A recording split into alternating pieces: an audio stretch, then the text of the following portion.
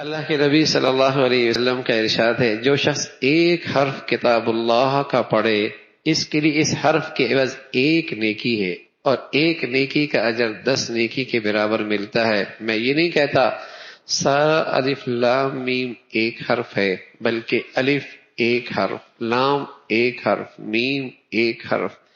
کسی کو چند لمحوں میں 30 ریال مل جائیں، 30 ڈالر مل جائیں، 30 پاؤنڈ مل جائیں، 30 پاؤنڈ مل جائے چند لمحوں میں، کیا کہے گا؟ ہمیں کیا مزہ ہے۔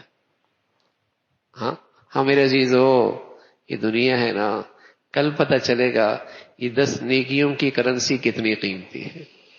کل پتہ چلے گا یہ 10 نیکیوں کی کرنسی کتنی ہے۔ اور جو پورا قرآن کی تلاوت کرے، جو ہر روز تلاوت کا معمول بنائے، بتاؤ روز کتنا مال کماتا ہے؟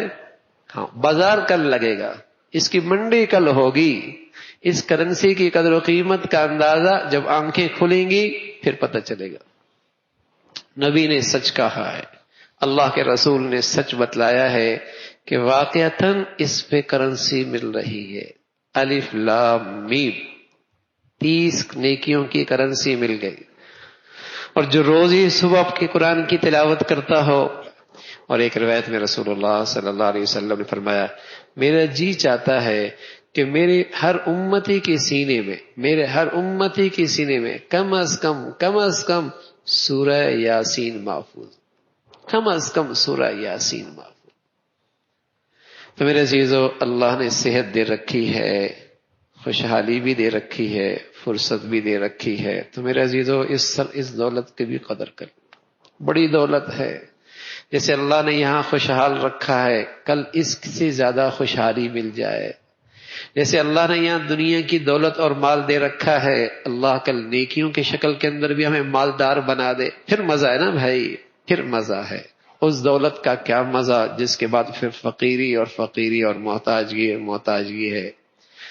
تو خوشحالی کے ساتھ، دنیا کی فراوانی کے ساتھ، نیکیوں کے اندر بھی مالدار ہو، آگے بڑھنے والا ہو، بڑا ہی قابل رشک آدمی ہے، بڑا ہی خوش نصیب آدمی ہے۔